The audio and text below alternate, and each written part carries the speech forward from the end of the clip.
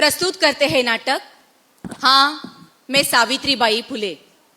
लेखन और निर्देशन सुषमा देशपांडे। कलाकार शुभांगी भुजबल, शिल्पा साने। प्रस्तुत करते हैं आपके सामने नाटक सुषमा देशपांडे लिखित निर्देशित हाँ मैं सावित्रीबाई फुले। नमस्ते, मैं शुभांगी। मैं आज आप सबसे बात करने आई हूँ सावित्री बनके। नमस्ते, मैं शिल्पा। मैं भी आज आपसे बात करने ही आई हूँ सावित्री बनके।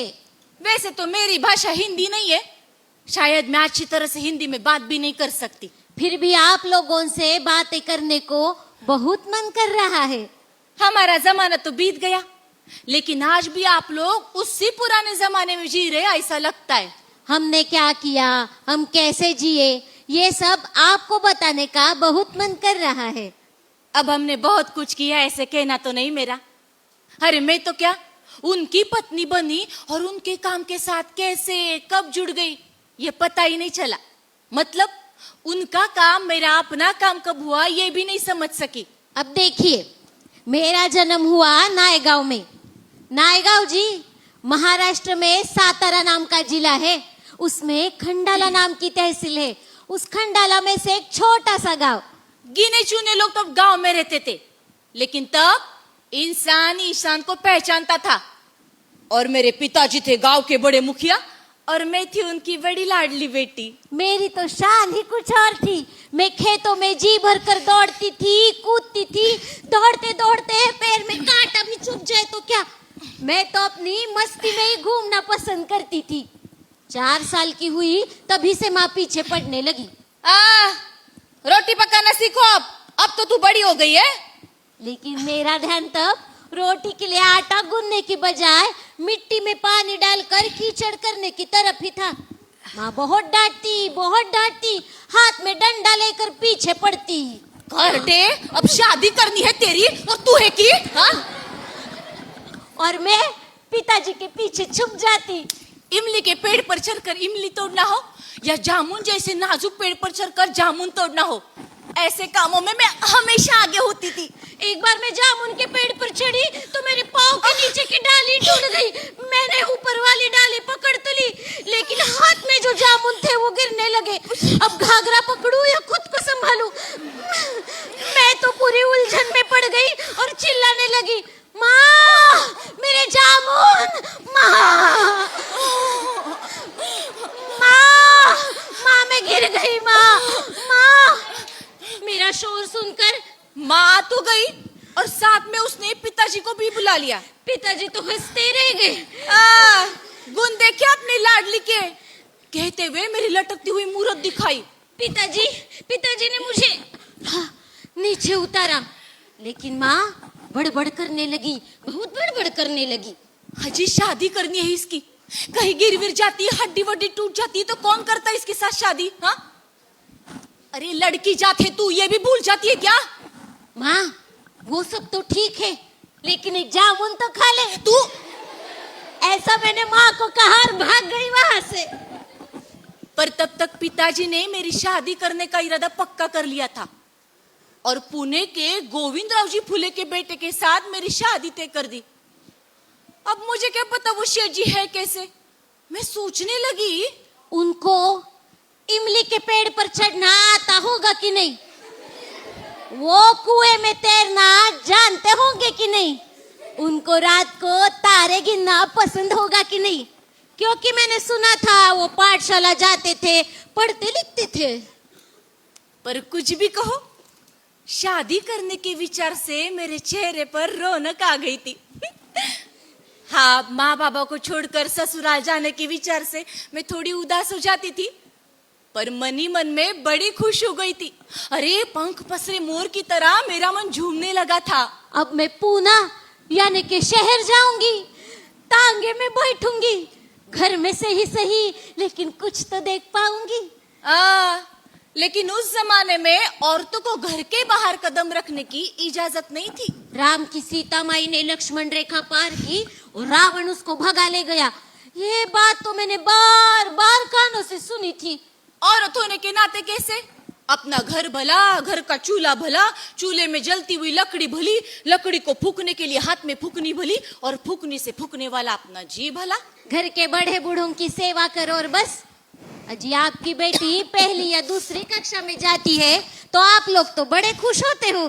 तब तक हम जाते थे ससुराल अपने पति के घर। अजी मेरी शादी में नहीं, हमारी शादी में बहुत लोग इकट्ठा हुए थे। मुझे घाघरे की बजाय साड़ी पहना कर बिठाया गया था। चेहरे पर मैं जैसे महारानी, ऐसा नखरा, सर पर मुकुट, गले में हार, मानो कि कोई देवी बिठाई गई हो। मैं चुप चुप के शेर जी का स्वांग देख रही थी।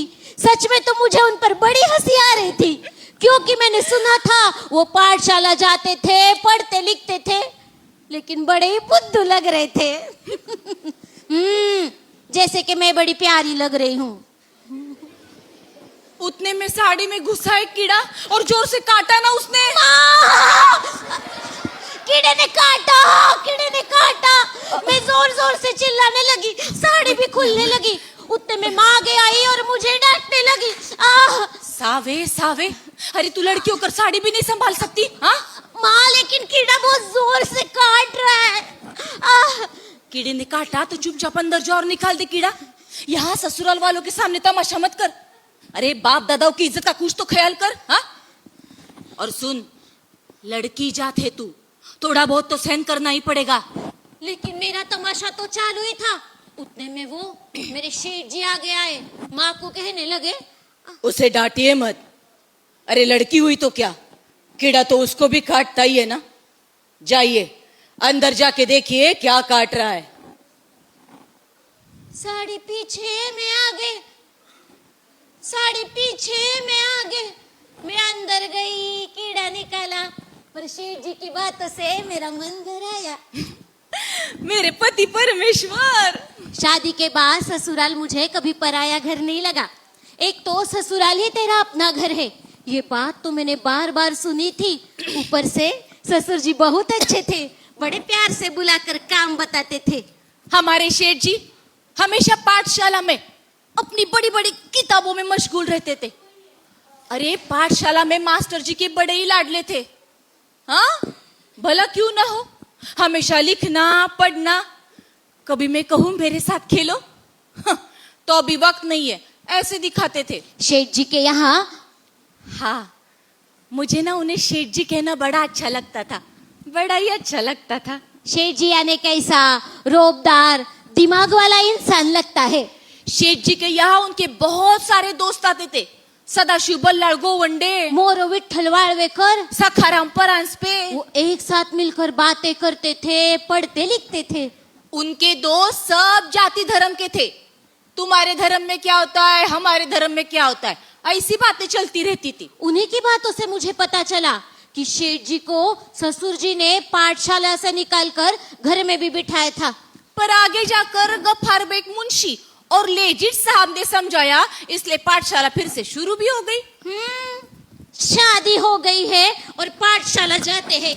मैं बड़ा होशियार, ऐसी बातें करते रहते हैं। हाँ, हो आप बड़े होशियार, पर अपनी अनपढ़ पत्नी की तरफ जरा ध्यान दोगे कि नहीं? ये सारी बातें चलती थी गजागों के साथ या फिर ठिकरी के साथ। एक तो दिन भर पाठशाला, जब घर में होते थे तब ये पढ़ना वो पढ़ना, नहीं तो लहू जी बुआ मांग के यहाँ दांड पट्टा ढाल तलवार कसरत सीखना।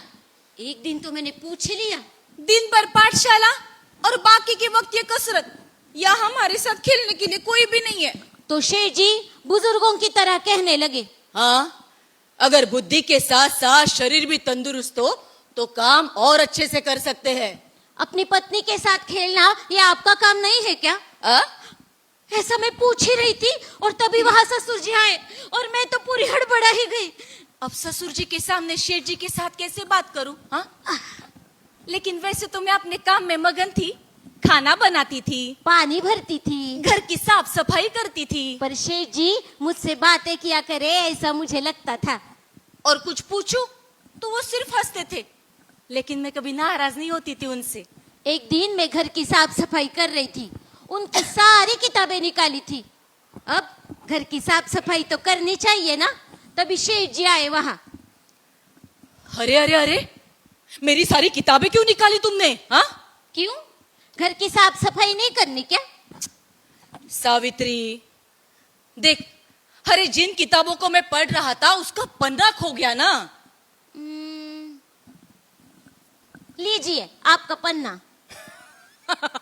अरे कौन सा था पन्ना? हाँ? मैं क्या जानू कौन सा था पन्ना, लेकिन है क्या इतना इन किताबों में? हाँ? अरे ये सब चरित्र है। ये देख, ये शिवाजी महाराज का चरित्र, ये उनकी तस्वीर, हाँ, और ये वॉशिंगटन का चरित्र है, ये उनकी तस्वीर। किसकी? ये शिवाजी तो अपना था, हाँ। लेकिन ये दूसरा कोई परदेसी लगता है। अरे परदेसी हो या कोई अपना घर का, उसने काम किया हो अच्छा तो उसने अपना जीवन कैसे बिताया, उसका बर्ताव कैसा था, उसके विचार क्या थे, ये सब पढ़ना जरूरी है। सिर्फ पढ़कर आप ये सब जान जाते हैं? अरे जानने की कोशिश करता हूं। अब यही देख, rights of man, Thomas pen की किताब है ये। इसमें इंसान के अधिकार क्या है, कर्तव्य क्या है, सबके बारे में अच्छे से लिखा है। आप पढ़ना लिखना जानते हैं, तो क्या आप भी लिखेंगे ऐसी किताबें? हाँ लिखूंगा। और आपने लिखी तो क्या मुझे पढ़कर सुनाएंगे? हाँ? मैंने तो यूं ही पूछ लिया, किताबों की बातें निकली तो शेठ जी मुझसे बातें कर ही रहे थे, सोचा क्यों नहीं इसी बहाने उनसे बातें करते बैठूं। शेठ जी, क्या? मन की बात जबान पर आ गई। अरे लेकिन तूने अभी अभी क्या कहा ये तो बता। नहीं नहीं देख सावित्री, बताना ही होगा तो ही मैं रोज पढ़कर सुनाऊंगा। सच्ची पढ़ेंगे हर रोज? हाँ, पर पहले ये तो बता कि तूने कहा क्या? मैं क्या मैं आपको शेठ जी कहती हूँ मतलब मन ही मन में कहती हूँ। वो हंसने ही लगे। मैंने उनको पूछा, अब गुस्सा नहीं हुए? हा? नहीं हुए ना? नाराज? नहीं, बड़ा अच्छा लगा नाम। मतलब अब रोज पढ़कर सुनाएंगे? हाँ। अरे शेठ जी ने कहा, हाँ कहा, और वैसे तो मैं शांत थी ऊपर से, पर मनी मन में बड़ी खुश हो गई थी। इस कमरे से उस कमरे में, इस दरवाजे से उस दरवाजे की तरफ झूमू नाचू ऐसे लग रहा था। शेठ जी रोज मुझे पढ़कर सुनाते थे, पढ़ते पढ़ते अपने अनुभव बताते थे। हिंदू धर्म में और मुस्लिम धर्म में जो फर्क है, ख्रिस्ती धर्म इंसान के बारे में क्या सोचता है, जात पात मान लेने से कैसे बखेड़े खड़े हो जाते हैं, क्या क्या पढ़ते थे, बहुत कुछ सुनाते थे। मैं तो मेरे पंच प्राण कानों में लाकर सुनती थी। अरे कहाँ से सीखा इन्होंने ये सब? हाँ, मेरा पति बड़ा ही गुणवान है। एक दिन पड़ोस वाली चंद्रक्का, उसने पूछ लिया,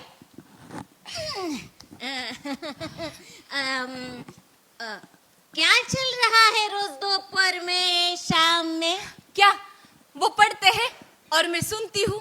पढ़ करके रोटी पकाना सीखोगी या सब्जी में नमक डालना सीखोगी? अब वही पढ़कर सुनाते तो क्यों न सुनूं? हाँ हाँ, बच्चे हो जाएंगे ना तो बंद हो जाएगा ये सब। बच्चे हो जाएंगे तब देखा जाएगा, तब तक तो सुनूंगी। मैंने भी कह डाला, मेरे और मेरी पति की दुनिया कैसे, वो पढ़ते हैं मैं सुनती हूँ, वो पढ़ते हैं मैं सुनती हूँ, इसी में समा गई थी।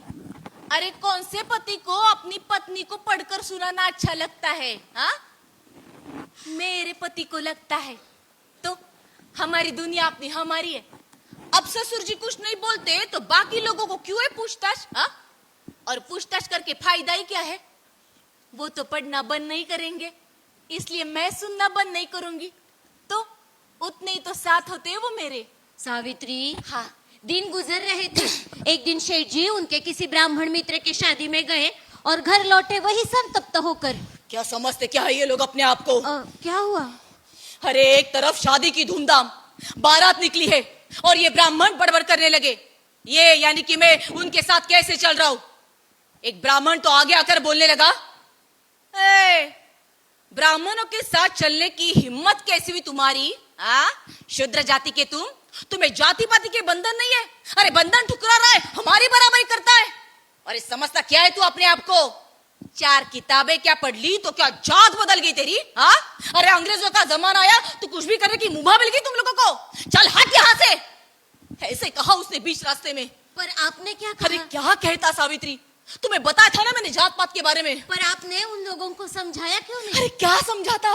उतने में दरवाजे से ससुर जी आगे आए, कहने लगे, ज्योति, हम शूद्र जाति के हैं, हम उनकी बराबरी कैसे कर सकते हैं? अरे क्यों नहीं कर सकते आबा? जो सच है वो मान लो बेटे। धर्म की बात हो या सामाजिक बात, वो हमेशा हमसे ऊपर ही रहेंगे। तुम्हें कोई दंड न करते हुए ही वहां से हकाल दिया, यही उनका एहसान है हम पर। किसका एहसान? किसने किया और किसके ऊपर? पेशवाई के जमाने में ये बात होती ना तो तुम्हें विद्रोही ठहरा कर दंड ही दिया जाता। चल जाता, सह लेता मैं दंड, लेकिन कुछ भी नहीं सुनूंगा। अरे या कोई भी आएगा हमें कुछ भी बोलेगा कि तो सब सुनना पड़ेगा। अरे हमें अपना स्वाभिमान है कि नहीं? हम भी तो इंसान ही आखिर। वो बहुत गुस्सा हुए, ससुर जी वहां से चुपचाप चले गए। अजी, आप तो गुस्से से कांप रहे हैं, शांत हो जाइए। कैसे शांत हो जाऊं सावित्री? अरे बाहर वालों ने लथाड़ा तो आबा भी मुझे ही समझा रहे हैं। ससुर जी आपके जैसे पढ़े लिखे नहीं हैं। हाँ, लेकिन क्या होगा सहन नहीं किया तो? ज्यादा से ज्यादा मेरी जान ही चली जाएगी ना। अजी, ऐसा मत कहिए। नहीं, बोल सावित्री, मैं नहीं सहूंगा ये सब, पर सच्चाई के लिए, अन्याय के विरोध में तुम तो कम से कम मेरा साथ दोगी ना? हाँ हाँ, जरूर दूंगी। मैं आपकी पत्नी जो हूँ, आप जो कहेंगे मैं वही करूंगी। और वो दिन मैं कभी नहीं भूल सकती। उन्होंने मेरा साथ मांगा, मुझ जैसी अनपढ़ अनाड़ी औरत का। मुझे पता नहीं था तब मैं क्या करने वाली हूँ, लेकिन उस रात उनको आंखों में बसाकर मैं बस धन्य धन्य हो गई। उन्होंने मेरा साथ मांगा, कितना सम्मानित किया उन्होंने मुझे। शेठ जी मैं सिर्फ आप ही की हूँ, ऐसा बार बार उनको कहने को बहुत मन कर रहा था। उस दिन के बाद शेठ जी सचमुच शांत नहीं बैठे। उन्होंने हिंदू धर्म के ग्रंथ को पढ़ना शुरू कर दिया। कबीर जी के दोहे, संत शिरोमणि तुकाराम जी की गाथा, भागवत धर्म के ग्रंथ, मार्टिन लूथर का चरित्र, professor Wilson, sir William Jones ने हिंदू धर्म के ऊपर क्या लिखा है। इतना ही नहीं, महात्मा बुद्ध, बसवेश्वर, तीर्थंकर, इन धर्म सुधारकों का अभ्यास भी हुआ। रोज पढ़ते थे, जो पढ़ा उसे मुझे बताते थे, अपने मित्रों के साथ उस पर चर्चा करते थे। एक दिन तो मैंने पूछ ही लिया, क्या मिला इतना सब पढ़कर? अरे हिंदू धर्म में बहुत अन्याय और अनीति छा गई है, इस वजह से हिंदू धर्म का विकृत स्वरूप दिख रहा है। लेकिन पहले ऐसा नहीं था, पहले हिंदू धर्म का शुद्ध स्वरूप था। अब हिंदू धर्म में ज्यादा दिखावे, अंदर रीति रिवाज घुस गए हैं, उन्हें जड़ से उखाड़ना ही होगा। कौन? आप करेंगे ये काम? हाँ, सावित्री, करने का प्रयत्न करूंगा। अरे हम सब एक ही ईश्वर के बच्चे हैं, वो ईश्वर सब पर समान प्रेम करता है। आप मुझ पर करते हैं वैसे? हाँ वैसे। ये जात पात का बखेड़ा ब्राह्मणों ने मचाया है। उनका तो वही चालू, ये ऊंच वो नीच, इससे छुआछूत फैल गया है। देख, बहुजन समाज को विद्यार्जन से दूर रखा। क्यों? क्योंकि खुद का वर्चस्व रहना चाहिए। स्वार्थी कही के, अरे जनता सीखेगी तो अक्लमंद नहीं बनेगी। अपने स्वार्थ के लिए जनता का, धर्म का, सबका नुकसान किया इन्होंने, और इसी वजह से अंग्रेज यहां घुस सके। सावित्री, अब इन सब पर एक ही उपाय है, नीच समझी गई जनता को शिक्षित करना। अरे भेदभाव मिटाने का शिक्षा, यही एक उपाय है। तो बस यही तय हुआ, दिन दुखियारों को सिखाना। हाँ हाँ, आप सिखाइए, मैं देखूंगी, आपके लिए खाना बनाऊंगी। पर शेठ जी तो अपने ही विचारों में मगन थे, जैसे कि मैं वहां हूं ही नहीं। उनके सामने तो बस एक ही ध्येय था, सिखाना सिखाना और बस सिखाना। 4-5 दिन के बाद शेठ जी अहमदनगर चले गए। नगर में तब सदाशिव गोवंडे जी रहते थे। शिक्षा का प्रसार, ये एक ही ध्येय उनके मन में था। गोवंडे जी इन्हें लेकर किसी ख्रिस्ती पाठशाला में गए। वहां कोई फरार नाम की मेम सिखाती थी। यस। ये गए पूछने, क्या क्या सिखाने का, कैसे सिखाने का? तुम मेम साहब बोलने लगी। स्त्री घर का सेंटर यानी कि माजी होती है और सीखेगी जो पूरा घर सीखेगा, नहीं तो नहीं। और आप तो अपनी पत्नी को पढ़ाते तक नहीं, ये बहुत बुरी बात है। हाँ? बस उनके मन में तो वही एक बात घुस गई, हर किसी ने अपनी पत्नी को पढ़ाना ही चाहिए। उस दिन शेठ जी घर लौटे, वही पार्टी, पुस्तक, पेंसिल लेकर।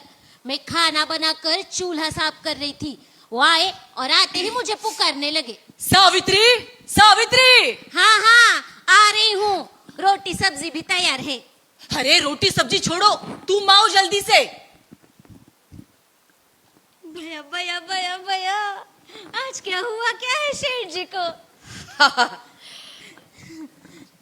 हाँ। क्या अरे देख, देखा? अब सिखाऊंगा। क्या? लिखना पढ़ना। किसको? अरे तुम्हें। क्या? हाँ, सब कुछ। क्या मुझे पढ़ना आएगा? आप पढ़ते हैं वैसे, लिखना आएगा शेठ जी ऐसे? वो हंसने लगे, उन्होंने पार्टी ली और उस पर लिखा शेठ जी और कहा लो दोहराओ इसे। मैं तो शर्माई गई, कैसा पति है मेरा, कह रहा है दोहराओ इसे। हाँ देख, क ख ग घ ले। क हाँ, ख ग घ त थ द ध त थ द ध, डंडा, मात्रा, आकार, उकार और वही ध्यास। क को आकार का का, क को आकार का का। सावित्री, क को आकार का। बबन हाथ पकड़ो। मैं पूरी तरह उब चुकी थी, पर वो सामने बैठे थे। कहा शेठ जी हाथ पकड़ो। क्या? तो आंखें दिखाने लगे, लिखने लगी चुपचाप। बे एकम बे, हाँ। बे दूनी 4, हम्म। बे तिया 8। जानबूझकर गलत लिखा। वैसे मेरा हाथ पकड़ा और लिखवाने लगे खुद। मैं तो देखते ही रह गई उनकी तरफ। सोचती थी ये मेरे पति हैं या मेरे मास्टर जी। लगता था वो कहेंगे साऊ अब बस भी करो, हाथ दुखने लगेगा, पर वो कहते थे सावित्री, लिखकर हाथ दुखने लगेगा तो भी चलेगा, लेकिन इतना पूरा करना ही होगा। क्या फायदा ऐसी पढ़ाई का, लिखूंगी मैं और चलेगी तो आपकी ही। तो हंसने ही लगे। अरे सच है तेरा कहना। मैं पढ़ने लगी, मैं लिखने लगी। पहले शेठ जी मुझे पढ़कर सुनाते थे, लेकिन आज एक एक शब्द, वाक्य, अक्षर मेरे लिए जीवित हुए थे। सावन का गीत गाती थी, उसे लिखती थी, खुद का नाम लिखती थी, उस पर से हाथ फेरती थी, पहेलियां बुझाकर उन्हें लिखती थी, और बाहर लोग बड़बड़ करने लगे थे। क्या फायदा है ऐसी पढ़ाई का, आई बड़ी बामन की बेटी। पर मैं लिखती थी, पढ़ती थी। पहले लिखने पढ़ने पर उनका बहुत सारा प्यार मिलता था इसलिए, पर धीरे धीरे मुझे भी अच्छा लगने लगा लिखना पढ़ना। अरे कुछ दिन बीते और ससुर जी उनसे कहने लगे, ज्योति, हाँ वैसे तो हमें पढ़ने लिखने की इजाजत नहीं है, और तू सावित्री को पढ़ा रहा है। हाँ बा, वो भी तो इंसान ही है ना। हाँ, पर औरतों को पढ़ने लिखने की इजाजत नहीं है बेटे। औरत पढ़ेगी तो वो दुष्ट बनती है, चंचल होती है, अविचारी बनती है। आबा, सावित्री पढ़कर साबित करेगी कि ये सब झूठ है। पर औरत पढ़ेगी तो वो विधवा हो जाती है। हाँ, देखते होती या नहीं। पर ऐसा हुआ तो हम किसकी तरफ देखेंगे? जानबूझकर जहर की परीक्षा क्यों ले रहा है? ये परीक्षा होनी ही चाहिए, वरना सच क्या है झूठ क्या है कैसे पता चलेगा? पर बेटे, ससुर जी आगे कुछ न कह पाए और वहां से चले गए। मैंने इनको कहा, ससुर जी जो कह रहे हैं वो सच है क्या? सावित्री, मैं तुम्हें इतना कुछ सिखा रहा हूँ, अरे तुम खुद पढ़ लिख कर तैयार हो रही हो, फिर भी वही पूछ रही हो। आप मेरा हाथ हाथ में लेकर बैठिए। अरे किस लिए? मुझे बहुत डर लग रहा है। किस बात का? पता नहीं, पर आप मुझसे दूर मत जाइए। साऊ साऊ, ऐसा कुछ भी नहीं होगा। अरे वो लोग हमें डराना चाहते, पिताजी को भड़का रहे, पर तुम तो कम से कम शांति से काम लो। हा? वो दिन मैंने बिना कुछ पढ़े बिना कुछ लिखे ही बिताया। रात भर वो मुझे समझाते रहे, जो पढ़ा उसे दोहराते रहे, और सुबह का सूरज निकला एक नया विश्वास लेकर। मैंने ठान लिया, मेरा निश्चय हुआ, मैं पढ़ूंगी, मैं लिखूंगी, मैं सीखूंगी। और उन्हीं दिनों पुना के बुधवार पेट में भिड़े जी के हवेली में निचली जात की लड़कियों के लिए पहली पाठशाला खोली गई, और सारे पुना में जैसे कोहराम मच गया। आजी, हाँ। अब तो शूद्र ही नहीं, शूद्रों की लड़कियां भी पढ़ने लगी। ये तो सरासर अनीति है, अनीति। अजी, समय बदल रहा है और क्या। अरे समय तो अपने आप चल रहा था, और पाठशाला भी चल रही थी। और ऐसे में ही अण्णा साहेब चिपळूणकर जी की हवेली में लड़कियों के लिए दूसरी पाठशाला शुरू हो गई। केशवराव भवाळकर, जगन्नाथ सदाशिव, कृष्ण शास्त्री चिपळूणकर, विष्णु शास्त्री पंडित, ऐसे सब थे कार्यकारी कमेटी में। विष्णुपंत थत्ते नाम का बामन तब पाठशाला में पढ़ाता था, लेकिन लोगों ने उसे भी परेशान करना शुरू कर दिया। काम पर मत जाना, नहीं तो जाति से बाहर कर दिए जाओगे। एक आवाज उठी, तुम्हारे वर्तन के परिणाम तुम्हारे बच्चों को भुगतने होंगे। दूसरी आवाज पहली वाली आवाज में मिल गई। डर गया ना वो मास्टर जी, उसने तो पाठशाला आना ही छोड़ दिया। उस दिन शेठ जी घर लौटे वही चिंता में डूबे हुए, यहाँ से वहां, वहां से यहाँ, यहाँ से वहां, वहां से यहाँ। अजी, मिल जाएगा दूसरा मास्टर जी, मिल जाएगा दूसरा मास्टर जी। हाँ, लेकिन तब तक पाठशाला तो बंद नहीं रख सकते।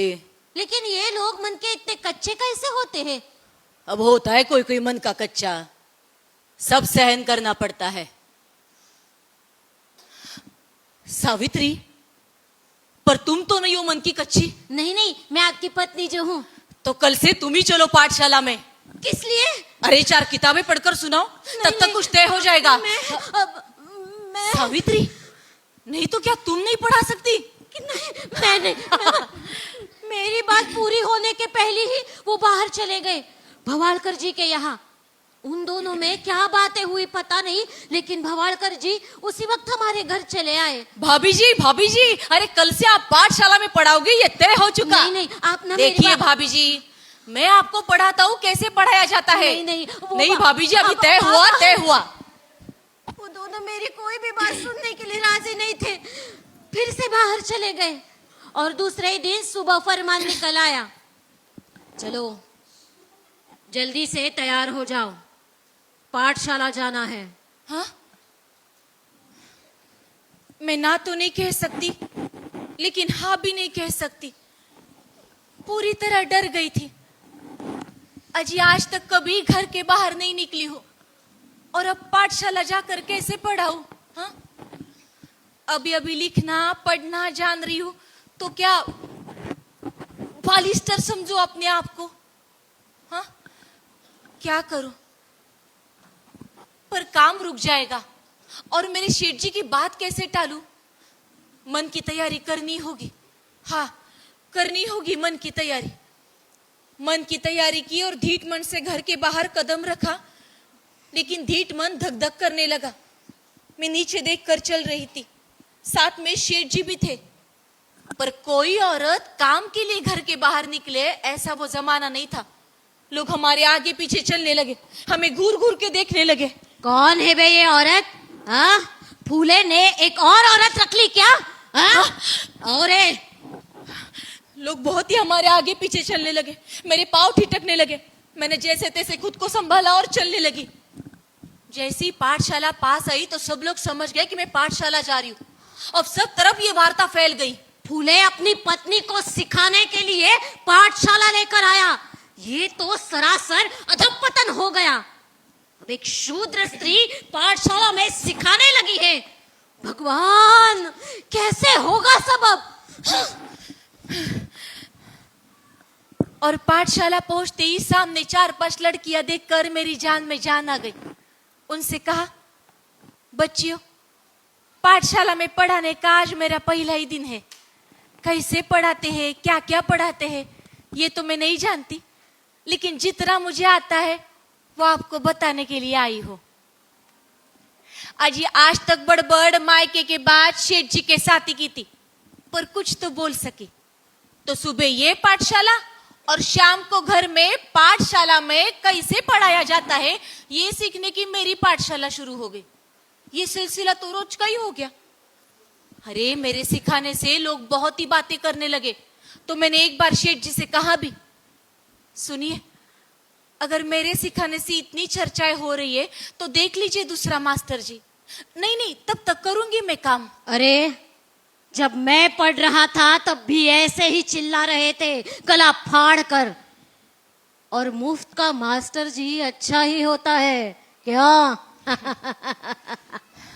मैं जब पाठशाला में सिखाने के लिए जाती तो लोग खिड़की दरवाजे पर खड़े हो जाते, बुरी बुरी गालियां बकते। अब मैंने पाठशाला पहुंचते ही खिड़की दरवाजे सब बंद करना शुरू कर दिया। बंद कमरे में नीति बोध वाचन, हिसाब किताब, भौगोलिक जानकारी, मराठों का इतिहास पढ़ाना, ये सब काम चल रहे थे। और बाहर शेठ जी महार, मुची, मांगो की बस्ती में जाते थे और उन्हें शिक्षा का महत्व समझाते थे। एक शूद्र स्त्री पाठशाला में सिखाने लगी है। महाभयंकर। महिला कुछ ज्यादा ही घमंड आने लगी इन छोटे लोगों में। आजी, एक औरत होकर पाठशाला में सिखाना कोई अच्छी बात नहीं है। इन लोगों को अभी नहीं ना कुचला तो ये लोग हमारे सर पर बैठेंगे। इस औरत को घर बिठाना कुछ ज्यादा मुश्किल नहीं है। बहुत चर्चा। एक औरत सिखा रही है, मानो के जैसे जंग छिड़ गई है। लेकिन डरने से कुछ नहीं होने वाला था। आज की तरह राजनीति से छूटने वाली ये पहेली नहीं थी। खुद को बहुत अक्लमंद समझने वाले रास्ते में छेड़छाड़ करने लगे। कोई बाजू से जाता था, मुझ पर थूकता था। कोई सामने से आता था, खूंखारता था। अजी सीधी सादी शादीशुदा औरत में डर के मारे कांपती थी। एक दिन किसी ने कीचड़ फेंका मेरे ऊपर, तो एक बार किसी ने पत्थर मारा मेरे सर पर।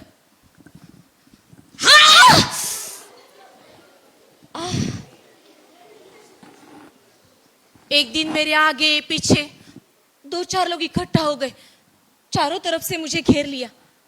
क्या करूं, डर के मारे मैं कांपने लगी।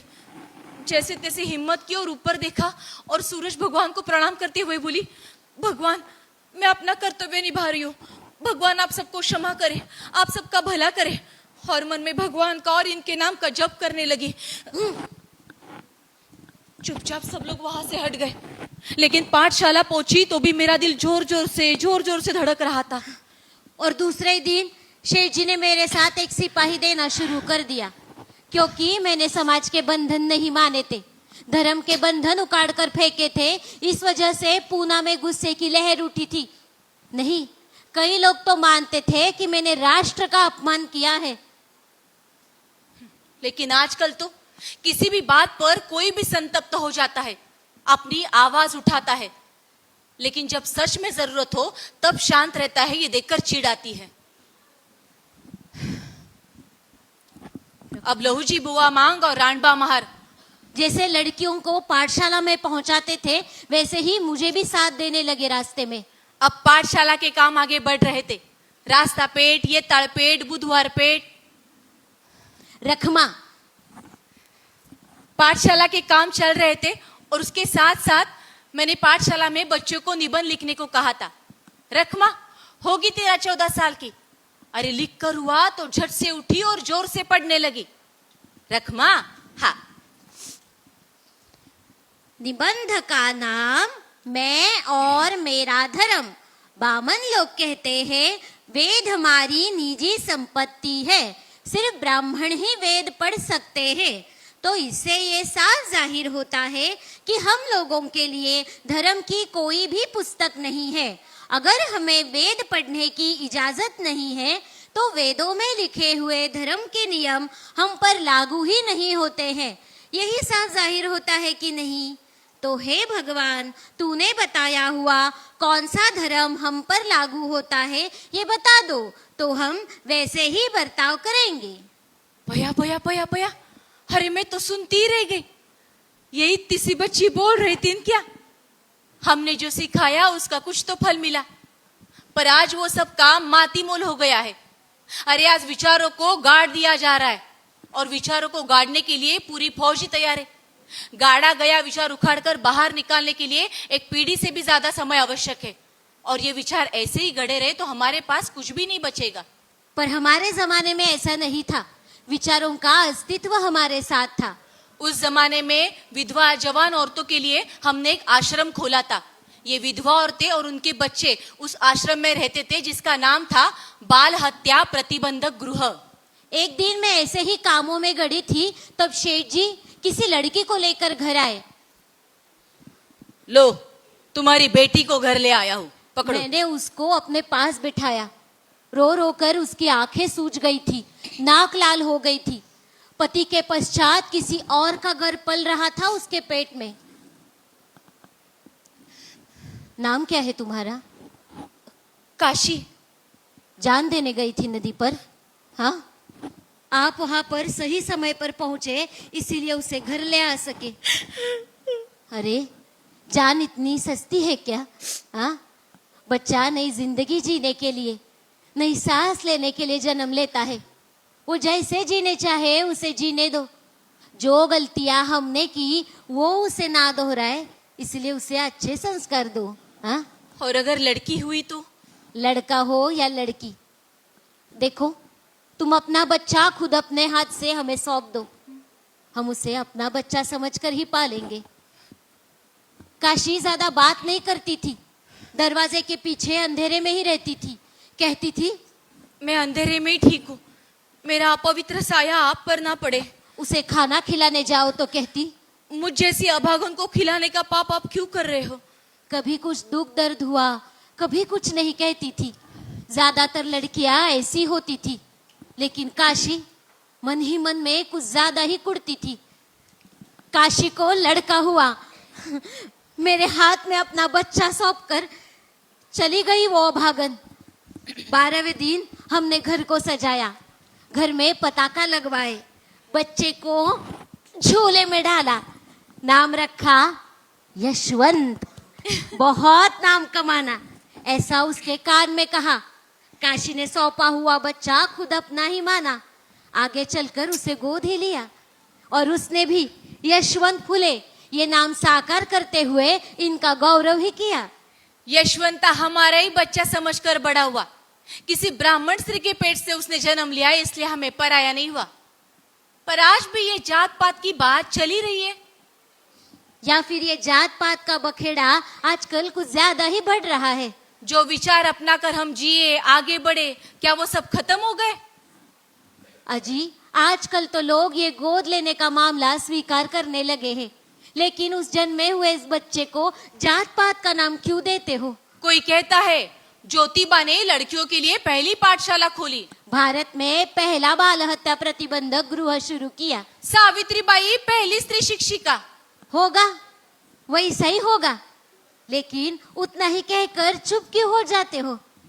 तब हमने हमारे खर्चे से आश्रम शुरू किया था। आगे जाकर वैसा ही बाल हत्या प्रतिबंध गृह आश्रम पंढरपुर में शुरू हुआ तो शेठ जी ने यहाँ का काम रोक दिया। शेठ जी कहा करते थे, एक काम अगर दूसरा संभालने लगे तो हम नए काम के साथ जुड़ सकते हैं। वो काम मैंने शुरू किया, इसलिए वहां मेरे नाम की कुर्सी होनी ही चाहिए। ऐसा हमारा धर्म नहीं था। पर हमने शुरू किए हुए सारे काम आज कौन आगे लेकर जा रहा है? हाँ? हाँ। अरे कौन जा रहा है आगे लेकर? देखिए, सोचिए जरा ठंडे दिमाग से। ये सब काम चल रहे थे तब उसके साथ याद आती है उस वक्त की हजामों की हड़ताल। हजाम यानी बाल काटने वाले नाई। हाँ, उस वक्त हुई थी हजामों की हड़ताल, लेकिन कुछ और ही वजह से। आश्रम खोला था, फिर भी विधवा जवान औरतों का सर मुंडवाना बंद नहीं हुआ था। इन भाइयों की मदद से हमने हजामों की हड़ताल की। मैंने उनके साथ बात की और तय हुआ, और पूना और मुंबई से हजारों हजाम इकट्ठा हुए थे मुंबई में सभा के लिए। सबने अपने हाथ का वस्त्र नीचे रखा, खुद के पेट की परवाह नहीं की। क्यों? क्योंकि मेरे माँ बहनों की विटंबना रोकनी चाहिए, जो नहीं थी उनके जात पात की, धर्म की, पर विचारों के स्तर पर सब नाई इकट्ठा आए थे। अरे कोई कुछ सीखता क्यों नहीं इससे? सीखना चाहिए सबने, हमेशा आंखें खुली रखकर। और हाँ, मैं तो बहुत कुछ सीखी शेठ जी के साथ रहकर। एक तरफ यशवंता की पढ़ाई भी चल रही थी, लेकिन एक दिन वो पाठशाला से घर लौटा, वही रोते रोते। अरे, मैं उसे शांत कराने लगी तो बोलने लगा, रास्ते में और पाठशाला में बच्चे मुझे चिढ़ाते हैं। ब्राह्मण का बच्चा माली ने भगाया कहते हैं। आज नहीं तो कल ये होगा, ये हमको पता ही था। यशवंता कहकर मैंने उसे और पास ले लिया। आई, हाँ, मैं तुम्हारा और तात्या का ही बेटा हूँ ना? तुम्हें क्या लगता है? तुम्हारा अपना ही हूँ ऐसा लगता है। अरे वही तो है। पर वो बच्चे क्यों चिढ़ाते हैं? कहते हैं तू विधवा ब्राह्मण स्त्री का लड़का है। अब कैसे समझाऊं इस मासूम को? मन में हलचल होने लगी। उससे कहा, यशवंता देख, हाँ, तेरे तात्या, मैं और सत्यशोधक समाज। पहले मैं किसका हूँ ये बता। तू मेरा ही है रे, जन्म से मिली जात पात न मानने वाले माँ बाप का। यहाँ तेरे तात्या सारे दिन दुखियारों के बाप बने हैं, मुझे माँ बनाते हैं।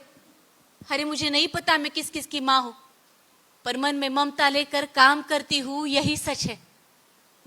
यशवंता, सच कहती हूँ, सच के सिवा हमने कभी कुछ नहीं कहा।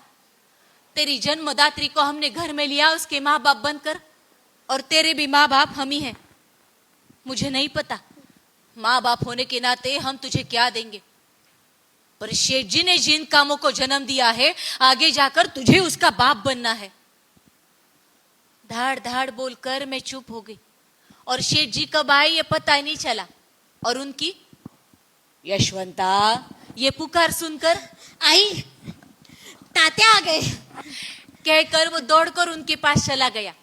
उस दिन के बाद यशवंता कभी मायूस नहीं हुआ। अपने जन्म को लेकर कोई सवाल उसके मन में नहीं आया।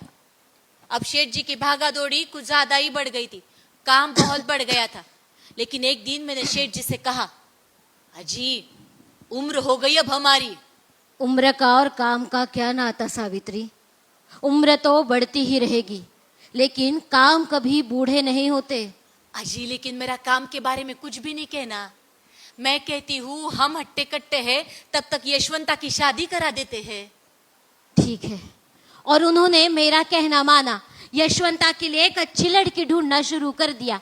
एक दिन चिंता में डूबे हुए शेठ जी, मैं घर में अकेली ही हूँ ये देखकर मुझसे कहने लगे, सावित्री मुझे समझ में नहीं आ रहा है कि क्या करूँ। किस बारे में? अरे यशवंता की शादी के बारे में। क्यों, क्या हुआ? अरे माली समाज का कोई भी लड़की देने के लिए तैयार नहीं है, और दूसरे जात की लड़की कैसे मिलेगी? अरे किसी ब्राह्मण स्त्री के पेट से उसने जन्म लिया है, इसलिए कोई ब्राह्मण अपनी बेटी देगा क्या? अजी ऐसा कैसा कहते हो? आज तक इतने लोगों के लिए, अछूत समझे गए समाज के लिए आपने काम किया है, तो लड़की तो जरूर मिलेगी, मुझे विश्वास है। ये कैसा विश्वास है तुम्हारा? ये मेरे शेठ जी के काम के ऊपर का विश्वास है। बहुत दिनों के बाद शेठ जी खुलकर हंसे, और मेरा कहना सच हुआ। ज्ञानोबा ससाने जी ने उनकी लड़की हमारे यशवंता को देने का तय किया। शादी तय तो हो गई, पर हमारे समधी जी को, ससाने जी को लोगों ने बहुत परेशान किया। शेठ जी के चचेरे भाई बहन भी उनके घर गए। बम्मन औरत के लड़के से अपनी लड़की न ब्याहना। ये शादी हो गई तो ससाने जी का जीना मुश्किल हो जाएगा। हाँ, बहुत सहन करना पड़ा हमारे समधी को, लेकिन शादी हो गई। सत्य शोधक समाज के रीति अनुसार शादी होकर राधा घर आई। तुरंत ही उसकी पाठशाला भी शुरू हो गई। शेठ जी राधा को बहुत प्यार करते थे। राधा को देखकर मुझे मेरे शुरू शुरू के दिन याद आते थे। मेरा हंसना, खेलना, कूदना याद आता था। यशवंता और राधा की बातें जब कानों पर पड़ती ना, तब बड़ी हंसी आती थी। राधा को देखकर मुझे तुम घर आई तब के दिन याद आते हैं। शेठ जी की बातों से मैं चौंक ही गई। सावित्री, अरे कहाँ तक रास्ता तय किया हमने एक दूसरे के साथ? अब रास्ता एक है तो साथ तो चलना ही चाहिए ना। हाँ, फिर मैंने हमेशा का रास्ता छोड़ दिया और तुमने भी वो बात मानी। तो उसमें विशेष क्या हुआ? विशेष की बात नहीं है सावित्री, पर सब याद आ रहा है और समाज ने दिया हुआ नहीं स्वीकारा तो कुछ भी नहीं बिगड़ा, ये भी समझ में आता है। हाँ, ये मैं आपके साथ जी सकी इसीलिए तो सीख पाई। अरे पर सीखने की इच्छा और तैयारी भी तो चाहिए मन की। आज अपनी पत्नी के लिए आपके पास बहुत समय है ऐसा लग रहा है। सावित्री, तुम नहीं होती मेरे साथ तो मैं ये राह इतनी आसानी से नहीं चल सकता था। अजी, अब मेरे मन को जो लगा सो मैंने किया, इसमें विशेष क्या हुआ? जाने दो, तुम हो इसलिए मैं हूँ और आप है इसीलिए मैं। इसी को तो साथ जीना कहते हैं ना। हाँ। एक तरफ सत्यशोधक समाज की बैठक चल रही थी। सब लोग अपने अपने घर चले गए। बैठक के बाद डॉक्टर घोले और ससा ने शेठ जी के साथ बात कर रहे थे और शेठ जी को पक्षघात का झटका आया। उनकी दाहिनी बाजू लूली पड़ गई। मैं तो पूरी तरह घबरा गई। यशवंता, राधा भी डर गए। डॉक्टर घोले ने तुरंत इलाज शुरू कर दिया। रात को शेठ जी की आंख लग गई, लेकिन मुझे नींद नहीं आ रही थी। डॉक्टर घोले और ससा ने कह रहे थे, चिंता की कोई बात नहीं है, दवाइयाँ चल रही है, सब ठीक हो जाएगा, अब सो जाइए ना। पर कैसे सो जाओ? मेरे हट्टे कट्टे शेठ जी की ये हालत, कैसे लगेगा उनका मन? आज तक जो लिखना शुरू किया है वो कैसा पूरा करेंगे? और काम के बगैर शेठ जी जिएंगे भी कैसे? उनको ऐसी हालत में जीना ना पड़े, इसलिए मैं उस भगवान को पुकार रही थी। भगवान, इनका ख्याल रखना। उनका काम ठीक तरह से चालू था, उनकी दवाइयाँ भी ठीक तरह से चालू थी, और अचानक एक दिन उनका दायां हाथ नहीं चलता ये देखकर उन्होंने बाएं हाथ से लिखना शुरू कर दिया। अजीब, मैं क्या कहती हूँ? मैं लिखती हूँ, आप मुझे बताइए। तुम्हें क्या, तुम्हारे काम नहीं है क्या? तुम अपने काम शुरू रखो, अपना लिखना मैं खुद लिखूंगा। और उन्होंने उसी अवस्था में अपने बाएं हाथ से आधी छूटी किताब सार्वजनिक सत्य धर्म लिखकर पूरी की। स्त्री की महानता स्पष्ट करने वाली ये किताब मेरे जाने के पहले पूरी होनी ही चाहिए, ये एक ही ध्येय उनके मन में था। थोड़े दिन बीते और शेठ जी मुझे अचानक ही कहने लगे, सावित्री, आज तक जो कमाया वो काम में ही लगा दिया। आजकल मेरे पीछे तुम लोगों की चिंता लगी रहती है मुझे। और मन में धस हो गया, देखा जाएगा कल का कल। नहीं, मृत्यु पत्र करना ही होगा। पर सावित्री, आज तक हमने सत्य का सामना किया है। मृत्यु या अंतिम सत्य हम नहीं नकार सकते।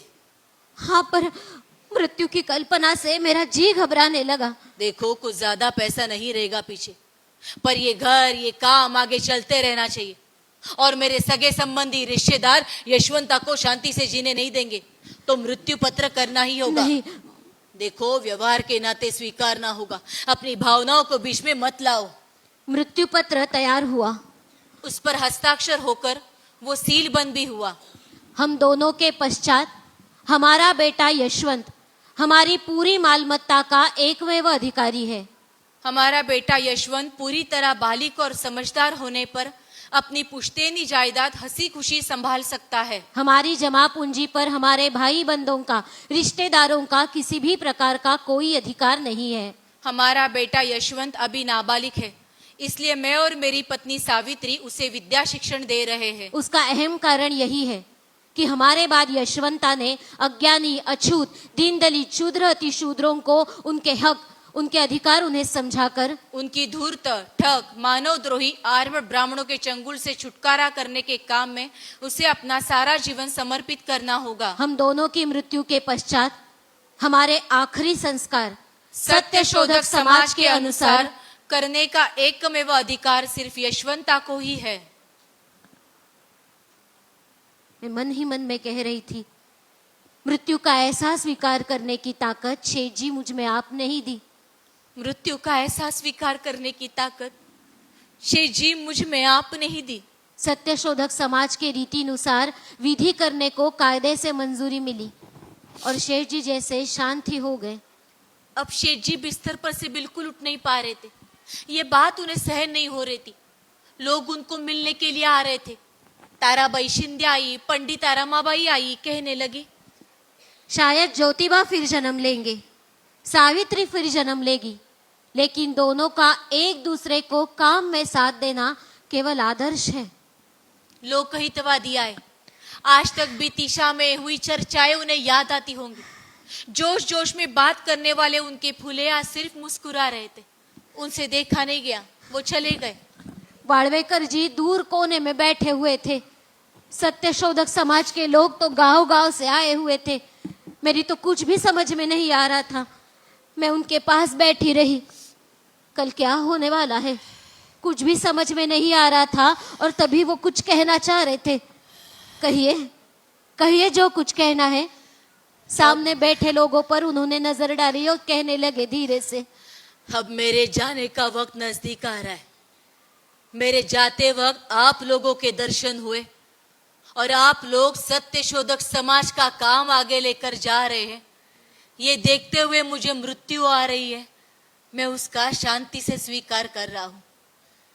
मुझे मेरी जिंदगी में जो करना सही लगा वही करने की मैंने कोशिश की है। वो काम आपको आगे लेकर जाना होगा। आपके काम में अनेक रुकावटें आएंगी, अड़चने आएंगी। ऐसे वक्त डगमगाना नहीं, सत्य पर पूरा विश्वास रखना, यानी वो निर्मिक आपको जरूर सफलता देगा। मैं गया इस बात का शोक मत करना। वो एक सत्य और साधारण घटना है, पर आप लोग अपना काम करते रहना। आगे वो कुछ कह न सके। सब लोग रोने लगे, तात्या तात्या तात्या। गजानन हमारा भतीजा मेरे पास आया और रोने ही लगा। मैंने गजानन को शांत किया। अंदर यशवंता बड़ा बेचैन हो रहा है, उसको समझाना होगा। उसको समझाने के लिए मैं उठ रही थी और तभी उन्होंने मेरा हाथ पकड़ा। यशवंता को, राधा को बुलाओ। यशवंत राधा दौड़े। एक दूसरे को संभालना, काम संभालना। सावित्री। आगे वो कुछ कह न सके। सब लोगों को इशारों से कहने लगे रोना मत। उन्होंने ही इशारा किया, अखंड शुरू करो। निर्मिके निर्मिले मानव पवित्र, कमी जास्त सूत्र बुद्धीमध्ये, पिढी जाता बुद्धी नाही सर्वांमध्ये, शोध कराधी पुरतेपणी। अखंड शुरू था और यहाँ उनकी यात्रा रुक गई। सब तरफ एक ही शोर मच गया। तब तक कोई डॉक्टर घोले को बुलाने के लिए गया, लेकिन सबका रोना सुनकर वो अंदर आए, वही रोते रोते। यशवंता, राधा, गजानन एक दूसरे को बिलक कर उनकी तरफ देख रहे थे। जो देह चेतना रहित हुआ था, उनके महायात्रा की तैयारी शुरू हो गई। मन बड़ा सूना सूना सा हो गया था। कल क्या होने वाला है कुछ भी समझ में नहीं आ रहा था। उनको ले जाने का वक्त आया और तभी बाबा भाऊजी और महात्मा भाऊजी मेरे जेठ जी बीच में आ गए। ज्योतिबा हमारे भाई बनते तो उनके शव को कंधा हम लोग देंगे। ऐसा नहीं चलेगा। तात्या ने ऐसा करने के लिए साफ मना किया है। डॉक्टर गोले शांत स्वर में समझा रहे थे। ऐसे कैसे? कंधा हम देंगे, टिटवा पकड़ेंगे हम ही, और अग्नि भी हम लोग ही देंगे। यशवंता हमारा अपना खून नहीं है तो वो रीति से टिटवा नहीं पकड़ सकता, अग्नि भी नहीं दे सकता। देखिए आप जानबूझकर टेढ़ी चाल मत चलिए, वरना मुझे पुलिस बुलानी होगी। क्या? तात्या के इच्छा के विरुद्ध हम कुछ भी नहीं करेंगे। डॉक्टर बोल रहे थे और मैं अंदर ही अंदर भड़क उठी थी। ठीक है, हम नहीं तो ना सही तो फिर गजानन देगा अग्नि। जेठ जी भी बोल ही रहे थे और मैं अंदर ही अंदर गुस्सा हो रही थी। खून का रिश्ता समझाने वाले इन लोगों ने आज तक क्या किया है खून के रिश्ते के लिए? गजानन इतना सा, उसके मन पर क्या बीतेगी इसका कुछ विचार? एक क्षण विचार किया, उनके शव को मन ही मन में छुआ, कहा मुझे शक्ति दीजिए। हमारे कुल के आदमी के शव को हम किसी को भी हाथ नहीं लगाने देंगे। हाँ, रुक जाओ, अब मुझे मत सिखाओ तुम्हारे रीति रिवाज।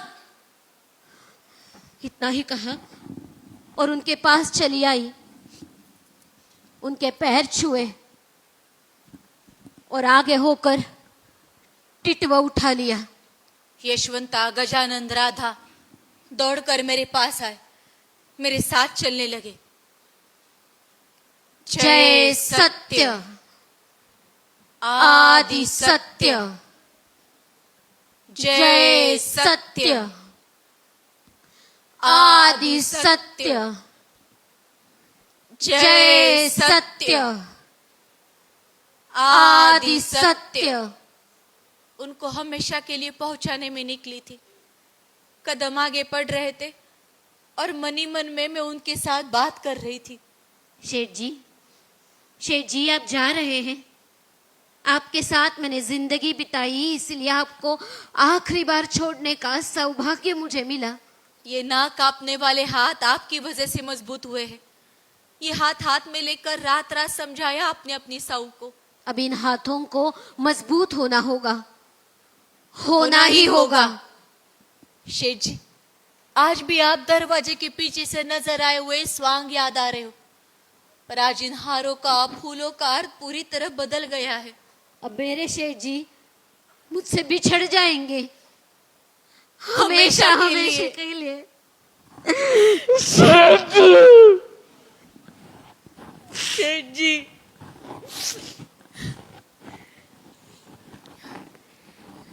शेठ जी गए, पर सच्चाई का सामना करने की ताकत शेठ जी की तरह मुझ में कहा। मैंने यशवंता को समझाया, वो आगे पढ़ने लगा। राधा की पढ़ाई भी चल रही थी। मुझे तो काम में भी उनकी साऊ ये पुकार सुनाई देती थी। 2 साल के बाद जब लोक हितवादी जी का देहांत हुआ, तभी भी मन बहुत उदास हुआ। अपना समाज सुधारने के लिए उन्होंने बहुत सारा काम किया है। ऐसा सासवड में अध्यक्षीय भाषण में मैंने कहा भी। अब सत्य शोधक समाज के काम आगे चल ही रहे थे। यशवंता की पढ़ाई पूरी हो चुकी थी, डॉक्टर बन चुका था वो। आज तक हमने जो कमाया वो काम में ही लगा दिया।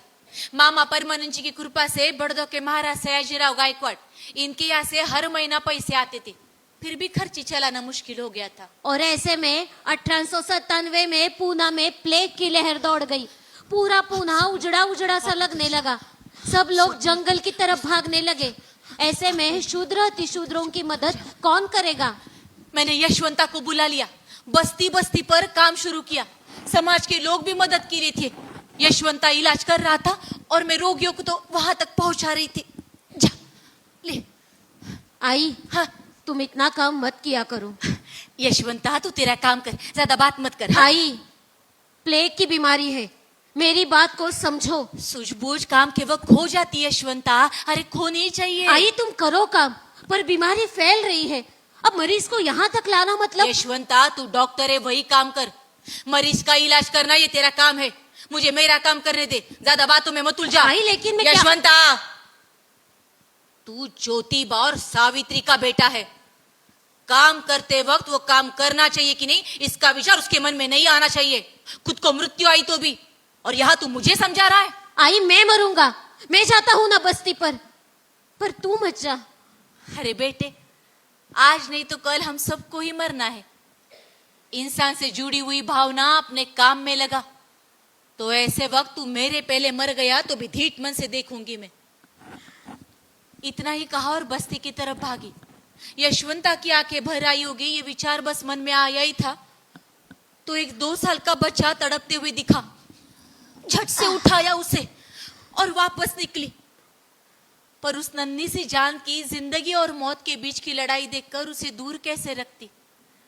छाती से लगाया उसे, सोचा कम से कम मरते वक्त उसको माँ की गोद मिले। बच्चा मर गया और मुझे प्लेग की बीमारी हो गई। यात्रा खत्म हो गई। काम करते वक्त मुझे मौत आई, ये तो मेरा सौभाग्य ही था। लेकिन ये सारी बातें मैंने आपसे क्यों की? इन लड़कियों के माध्यम से आपको मिलने क्यों आई? देह से गए हुए लोगों का भूतकाल इतिहास होता है। देह से गए हुए लोगों का भूतकाल इतिहास होता है।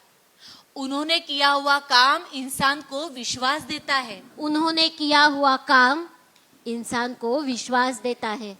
विचार हमें नई जिंदगी देता है। विचार हमें नई जिंदगी देता है। यही बार बार कहना है। अरे यही बार बार कहना है, पर बार बार वही दोहराऊं, आप नहीं कुछ सीखेंगे।